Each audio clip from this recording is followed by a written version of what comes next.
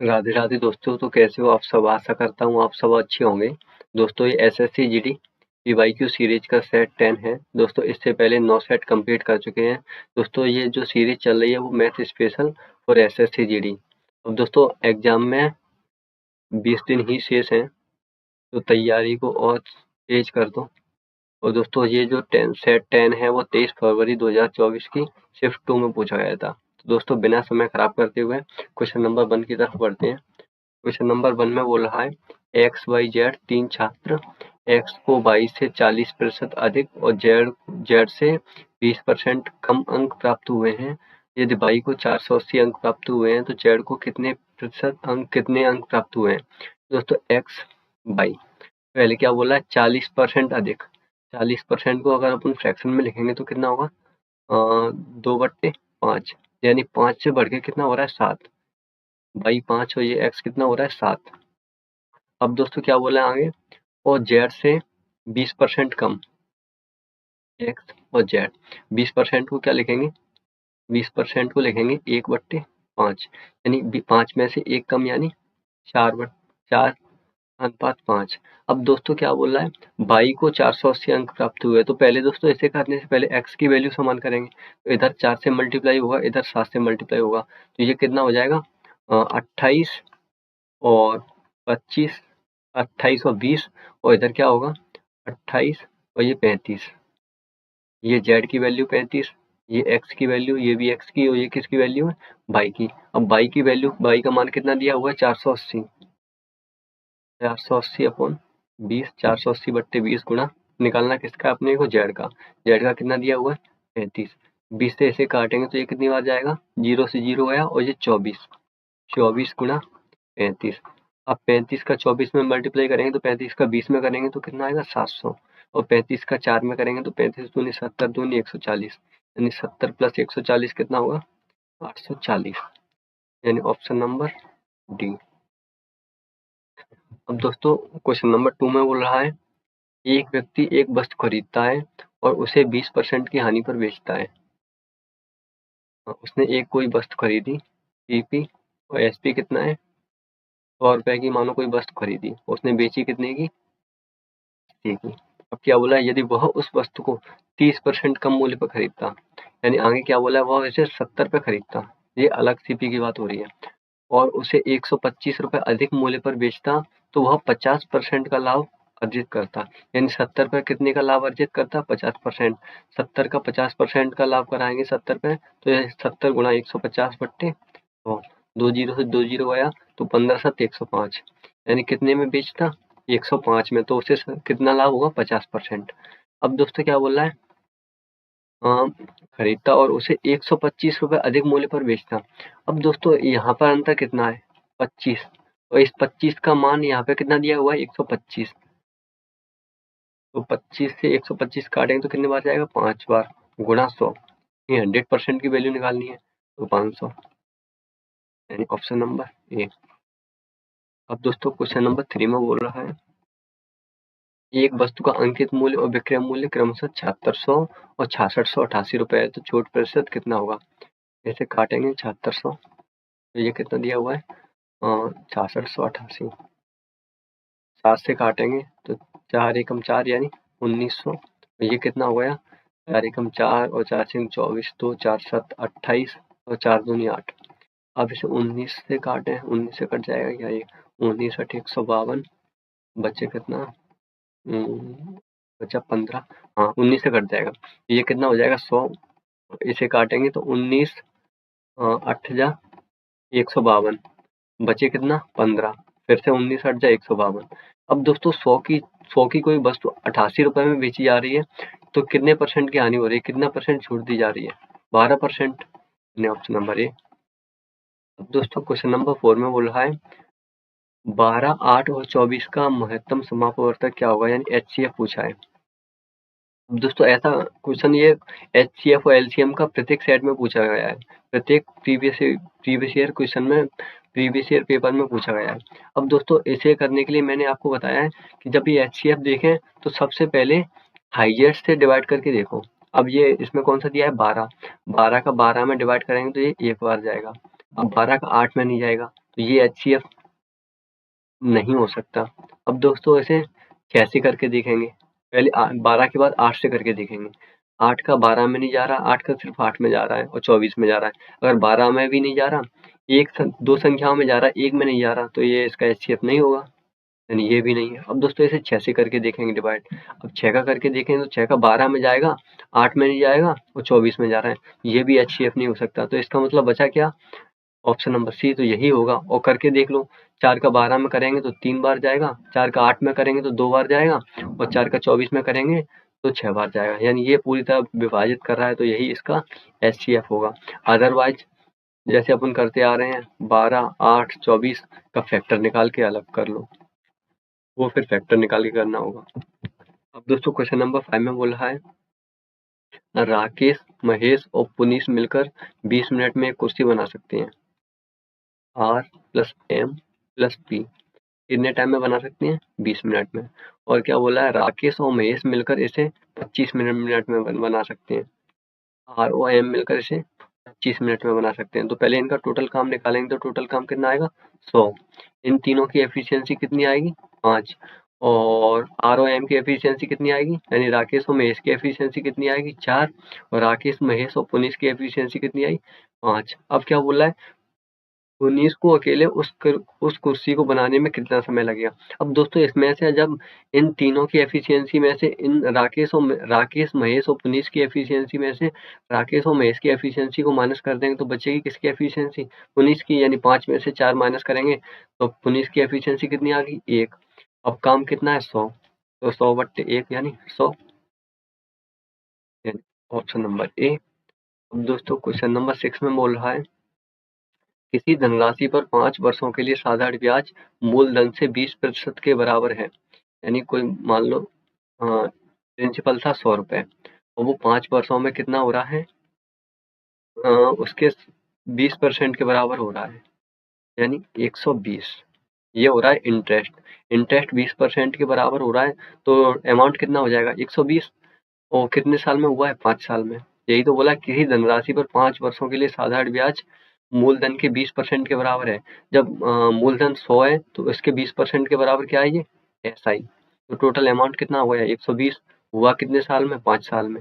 अब दोस्तों क्या बोल रहा है, कितने वर्षों में ब्याज मूलधन के बराबर हो जाएगा, यानी 100 रुपए हैं और ब्याज भी कितना हो जाए, 100 रुपए। ठीक है।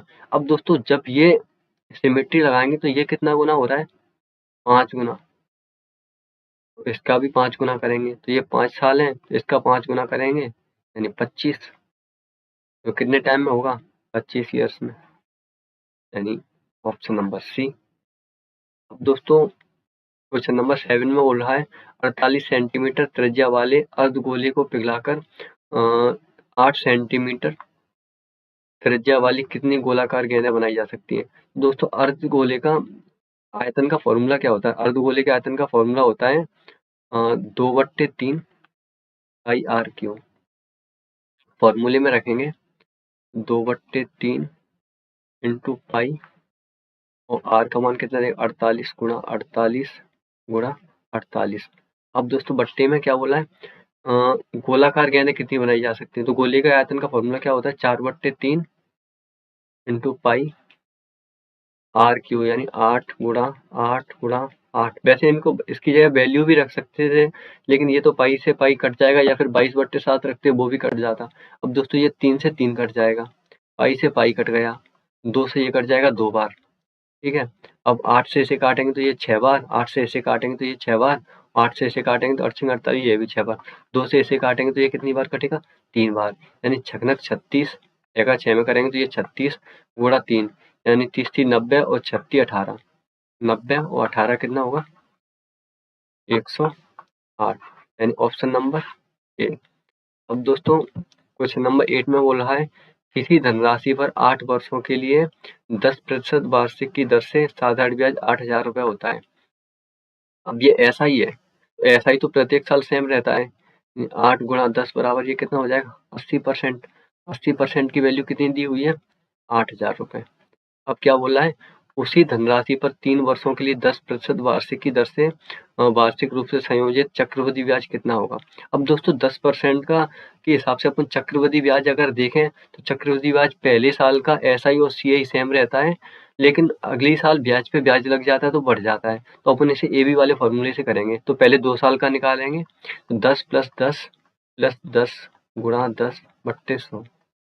10 का 10 में 10 ऐड करेंगे तो ये कितना होगा 20, और ये हो जाएगा 100। 100 का 100 में भाग देंगे तो एक बार, तो यानी ये कितना आ गया 21। अब ये 2 साल का आ गया, 2 साल में कितने होगा 10 के हिसाब से इंटरेस्ट 21। अब अपन निकालेंगे 3 साल का, तो 10 × 21 + 10 × 21 बट्टे 100। 10 में 21 अगर ऐड करेंगे तो ये कितना हो जाएगा 31, प्लस ये हो जाएगा 210, और 210 में 100 का भाग देंगे तो ये कितना हो जाएगा, यहाँ पे पॉइंट लग जाएगा, यानी 33.1। अब दोस्तों इसमें क्या दिया हुआ है, 8000 दिया हुआ है 80% की वैल्यू। अपने को निकालनी क्या है, चक्रवृद्धि ब्याज कितना होगा, यानी इसी का मान पूछा है 33.1। इसे काटेंगे, 0 से ये 0 गया, 8 से इसे काटेंगे तो ये कितनी बार जाएगा 100 बार। अब जब 100 का इसमें मल्टीप्लाई होगा तो ये पॉइंट हट के पीछे पहुंच जाएगा, यानी 0 हट जाएगी, ये कितना हो जाएगा 3310, यानी option number A. Option number A. अब दोस्तों क्वेश्चन नंबर 9 में बोल रहा है, एक व्यक्ति ने 1 रुपए में 20 पेन की दर से कुछ पेनें खरीदी और उन्हें 1 रुपए में 15 पेन की दर से बेच दिया। यानी दोस्तों ऐसे 2 तरीके से अपन करेंगे। पहले करेंगे 20 पेन की दर से उसने खरीदी और 15 पेन की दर से बेची, यानी एसपी। अब दोस्तों ये 5 से काटेंगे तो ये 3 और ये 4 बार। अब सीपी का मान कितना दिया हुआ है 3, तो सीपी कितना है 3 और एसपी कितना हो गया 4, एसपी हो गया 4। अब दोस्तों कोई भी वस्तु 3 से बढ़कर 4 पे बेची जा रही है, यानी 1 का लाभ हो रहा है कितने पे 3 पे, इंटू 100, तो ये कितना हो जाएगा 33.33%, यानी ऑप्शन नंबर बी। अब दोस्तों इसे और दूसरे तरीके से करें तो उसे करेंगे 1 रुपए में 20 पेन खरीदी जा रही है 1 रुपए में, और यहाँ पे क्या हो रहा है 1 रुपए में 15 पेन की दर से बेच दिया, यानी 15 पेनें बेची जा रही हैं 1 रुपए की दर से। अब दोस्तों पहले पेन को बराबर करेंगे, तो पेनों को बराबर करेंगे तो यहाँ पे 3 से मल्टीप्लाई करेंगे, यहाँ पे 4 से मल्टीप्लाई करेंगे, तो ये कितना हो जाएगा 60 3, और 60 रुपए में, यानी 3 रुपए में 60 पेन खरीदी गई, और इधर देखेंगे तो ये कितना हो जाएगा 60, यानी ये 4 रुपए में बेची गई, 4 रुपए में 60 पेनें बेची गई, यानी 1 रुपए ये महंगी बेची गई, कितने पे 3 पे, 1/3 गुणा, यानी 33.33%। दोस्तों जो भी आपको अच्छा लगे उसे सॉल्व कर लेना। अब दोस्तों क्वेश्चन नंबर 10 में बोल रहा है, किसी वस्तु पर 10% की छूट प्रदान करने के बाद भी 10% का लाभ होता है, यदि कोई छूट न दी जाए तो लाभ प्रतिशत कितना होगा। दोस्तों इसमें एमपीसीपी वाला फॉर्मूला लगाएंगे, जो पिछले सेट में भी अपने क्वेश्चन में लगाया था। एमपी क्या होता है 100 प्लस प्रॉफिट, और सीपी क्या होता है 100 माइनस डिस्काउंट। तो एमपी अपॉन सीपी क्या हो गया, 10% का लाभ होता है, यानी 110, 10% की छूट प्रदान करने पर यानी 90, 0 से 0 गया, तो एमपीसीपी का रेशियो कितना आ गया, एमपीसीपी का रेशियो आ गया 11 और 9। अब दोस्तों क्या बोल रहा है, यदि कोई छूट ना दी जाए तो लाभ प्रतिशत कितना होगा। तो एसपी में कोई अगर छूट ना दी जाए तो यानी वो 11 पे ही जाएगा। अब 9 की वस्तु 11 में बेची जा रही है, तो कितना लाभ हो रहा है 2/9, 2/9 का मान क्या हो रहा है 2/9 गुणा 100, यानी 22.22%। तो दोस्तों क्वेश्चन नंबर 11 में बोल रहा है, ये सिंप्लीफिकेशन का सवाल है, तो पहले डिवाइड करेंगे, तो 7 का 14 में करेंगे तो ये 2 गुणा 5, यानी 10 माइनस के। अब इधर करेंगे तो ये 10 के 75, ये कितना हो जाएगा 3 2 6 4 3 12, यानी 126। 75 में से 10 माइनस करेंगे तो ये 65, 65 को इसमें ऐड करेंगे तो 6 और 5 11, 1 6 और 3 9, यानी 191, यानी ऑप्शन नंबर बी। अब दोस्तों क्वेश्चन नंबर 12 में बोला है, निम्न में से वह न्यूनतम संख्या कौन सी है जो 27, 36, 56, 12 और 10 से पूरी तरह विभाज्य हो। अब दोस्तों इसे देखने के लिए इन सब का क्या करना पड़ेगा, एलसीएम। 27 के फैक्टर निकालो, 36 के फैक्टर निकालो, 56 के फैक्टर निकालो, 12 के फैक्टर निकालो और 10 के फैक्टर निकालो। उनका एलसीएम आएगा, फिर उसका इन चारों में डिवाइड करके देखो तो आएगा। लेकिन दोस्तों अब यहाँ पे अपन को क्या हिंट मिल रही है, जिससे अपन बहुत बड़ी हिंट, जिससे अपन इस सवाल को चुटकियों में कर सकते हैं। अब दोस्तों ये देखो, इसमें क्या दिया है, 10 से भी विभाज्य करना है। जब भी किसी संख्या को 10 से विभाज्य करना है तो उसके पीछे 0 आए ही आएगी, यानी इसके पीछे 0 आ रही है, यानी यही ऑप्शन होगा, ऑप्शन नंबर बी। क्यों इतने झंझट पालना, और नहीं तो अगर आपको करना है कि पूरा करके ही देखना है तो 27, 36, 56, 12 और 10 का एलसीएम निकालो और एलसीएम का डिवाइड करो इसमें, तो इसमें ही जाएगा, इनमें नहीं जाएगा। अब दोस्तों क्वेश्चन नंबर 13 में बोल रहा है, एक कक्षा में 14 विद्यार्थियों की औसत आयु 17 वर्ष है, तो उनकी टोटल आयु कितनी हो गई, 14 गुणा 17। और क्या बोला है, यदि उस कक्षा में 32 वर्ष की आयु का एक नया विद्यार्थी शामिल होता है तो इन विद्यार्थियों की औसत आयु कितनी होगी। 14 गुणा 17 प्लस 32, तो टोटल कितने हो जाएंगे 15। बस इसको सॉल्व करना है, तो कितना इसका मल्टीप्लाई करेंगे, 17 का 4 में करेंगे तो ये पहले 8 बार, बचे 6, 17 कम 17 और 6 23, यानी 238 प्लस 32 अपॉन 15।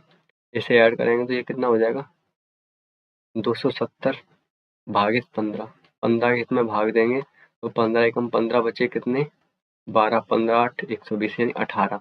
औसत कितना आएगा, 18 वर्ष।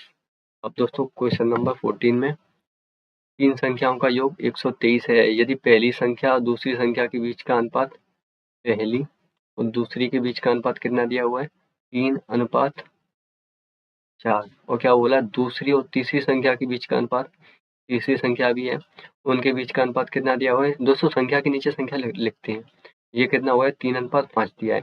अब जो भी जगह खाली होती है उसको बगल वाले से भर देते हैं, तो यहाँ पे 3, यहाँ पे 4, इनका मल्टीप्लाई करेंगे तो ये 9, ये 12 और ये 20।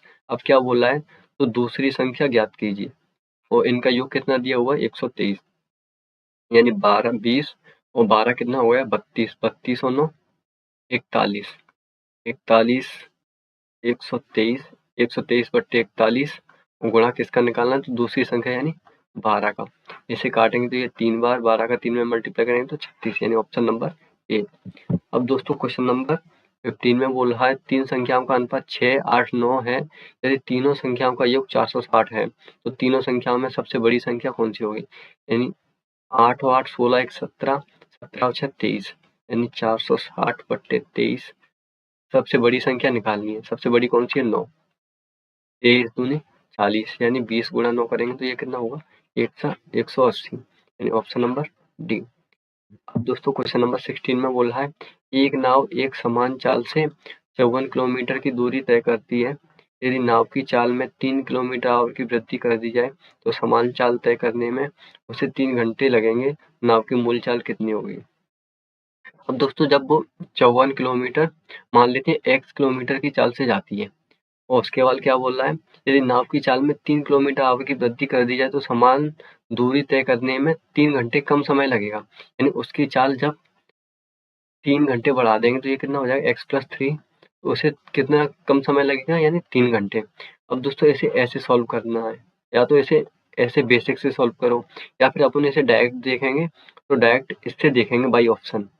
जब इसकी अपन चाल लेते हैं 12, तो पहले जाती है 54, और वो डायरेक्ट से अपन देखेंगे कैसे, जब भी अपन चाल का इसमें डिवाइड करेंगे, ठीक है, और उसके बाद चाल को अपन 3 बढ़ाएंगे, उसके बाद फिर से डिवाइड करेंगे, तो उनमें 3 घंटे का डिफरेंस आना चाहिए।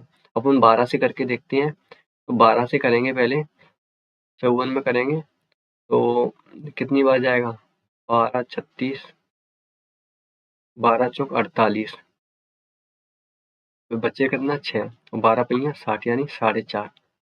अब दोस्तों इसकी कितना बढ़ाएंगे, उसकी चाल 3 किलोमीटर और की वृद्धि कर दिया है, जब 54 में 54 बट्टे 12 और 3 कितना हो गया, 15, 15 से इसे काटेंगे तो 15 3 45, और बचा कितना 9, और फिर 15 चौक 60, 15 6 90, 3.6।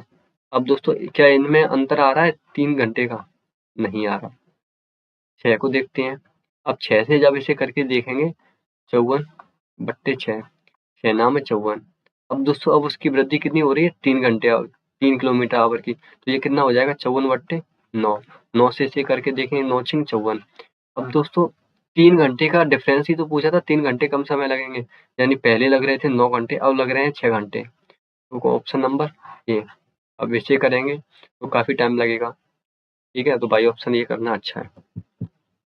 अब दोस्तों क्वेश्चन नंबर 17 में बोला है S1 S2 द्वारा प्राप्त अंकों का औसत S2 और S3 द्वारा प्राप्त अंकों के औसत से 35 अधिक है, यानी S1 प्लस S2 का औसत S2 और S3 के औसत से 35 अधिक है। दोस्तों इसे सॉल्व करेंगे तो इसका एलसीएम कितना आएगा 2, मल्टीप्लाई हुआ तो ये कितना हो जाएगा S1 प्लस S2 माइनस का S3 इजकल टू, अब दोस्तों इनका एलसीएम कितना आया था 2, 2 का ये एलसीएम 2 आया था, तो 2 का इधर जाके मल्टीप्लाई हो जाएगा, इधर जाके 2 का मल्टीप्लाई होगा तो ये कितना हो जाएगा 70। अब S2 से S2 कट गया, यानी S1 plus S3, S1 minus का S3 बराबर कितना हुआ, ये 70, ये माइनस का है, गलती से मैंने प्लस लिख दिया था, ये है S1 माइनस S3 बराबर 70। अब क्या दिया है, S3 की वैल्यू कितनी दी हुई है 75, यानी S1 माइनस का 75 बराबर 70। अब दोस्तों S1 अगर ये माइनस का इधर चला जाएगा तो ये प्लस का हो जाएगा, तो किसकी वैल्यू आ जाएगी S1 की, तो 70 70 140 और 5 145, यानी S1 की वैल्यू कितनी आ गई 145। S1 को कितने अंक मिले 145, यानी ऑप्शन नंबर सी। दोस्तों क्वेश्चन नंबर 18 में बोल रहा है m के किस मान के लिए 5 8 5 2 4 m 9 से विभाज्य हो जाए। 9 का विभाजकता का नियम क्या कहता है, सभी अंकों का योग और उसमें 9 से विभाजित कर दो, ठीक है। तो 5 8 13, 13 5 18, 18 2 20, 20 4 24, 24 24 प्लस m अपॉन 9। अब दोस्तों 24 में ऐसा क्या जोड़ें कि वो 9 से विभाज्य हो जाए, तो 24 में 3 जोड़ेंगे तो वो कितना हो जाएगा 27, m की जगह अगर 3 रखते हैं तो ये 27 हो जाएगा, 27 9 से विभाज्य हो जाएगा, यानी 9 3 27, तो m की वैल्यू कितनी होगी 3, m की वैल्यू कितनी हो जाएगी 3, ऑप्शन नंबर सी। अब दोस्तों क्वेश्चन नंबर 19 में बोला है मनीष अकेले एक काम को 48 दिनों में पूरा कर सकता है। मनीष एक काम को 48 दिनों में पूरा कर सकता है और प्रताप उसी काम को मनीष के आधे समय में पूरा कर सकता है, यानी प्रताप उसे 24 दिनों में पूरा कर सकता है। वे दोनों एक साथ मिलकर कुल काम का 1/4 भाग कितने दिनों में पूरा कर सकते हैं, यानी पहले इनका टोटल काम कितना आएगा 48, मनीष की एफिशिएंसी 1 और प्रताप की एफिशिएंसी आ गई 2। अब दोस्तों उन दोनों को मिलकर जो कुल काम है उसका कितना काम करना है 1/4, यानी 48 का 1/4 और करना दोनों को है, तो दोनों की एफिशिएंसी कितनी 3, 4 का इसमें डिवाइड करेंगे तो ये कितना हो जाएगा 12, यानी 12/3, यानी 4 दिन, ऑप्शन नंबर डी। अब दोस्तों क्वेश्चन नंबर 20 में बोल रहा है एक कक्षा में 40% लड़कियां और लड़कियों की संख्या 54 है, यानी बॉयज एंड गर्ल्स। कक्षा में जब 40% लड़के हैं तो दोस्तों लड़कियां कितनी बची 60%, ठीक है। और इसमें क्या बोला है लड़कियों की संख्या 54 है, यानी 60% की वैल्यू कितनी दी हुई है 54, 54/60। तो क्या पूछा लड़कों की संख्या कितनी होगी, यानी 40% की वैल्यू पूछा है, 0 से 0 गया है नाम है 54, 9 का 4 में करेंगे मल्टीप्लाई तो 9 चौक 30, यानी ऑप्शन नंबर इतने क्या है इसमें बॉयज। दोस्तों तो इस तरह अपना ये सेट 10 कंप्लीट होता है। मैं आशा करता हूँ दोस्तों आपको ये समझ आया होगा। तो दोस्तों इससे आगे मिलते हैं अगली वीडियो में। थैंक यू दोस्तों।